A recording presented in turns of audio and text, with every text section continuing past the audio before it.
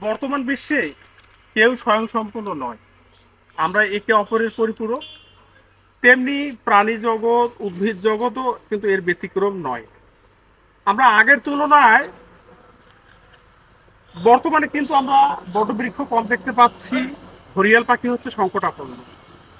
এই যে বটবৃক্ষের যে ফল, সেটি হচ্ছে ঘড়িয়াল পাখির প্রিয় খাদ্য। বটবৃক্ষ মূলত প্রাকৃতিকভাবে তার ফল থেকে চারা উৎপন্ন করতে পারে না। প্রথমে বটবৃক্ষের ফল পাখপাখালি খায়, নির্দিষ্ট সময় পাকস্থলীতে রাখে এবং বৃষ্টির মাধ্যমে যখন মাটিতে পড়ে তারপর অঙ্কুরোদ্গম হয়। তেমনি বটবৃক্ষে হচ্ছে ঘড়িয়াল পাখির পরিপূরক।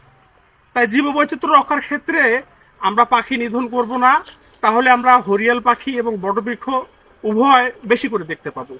ভালো থাকবেন, সুস্থ থাকবেন। আল্লাহ হাফেজ।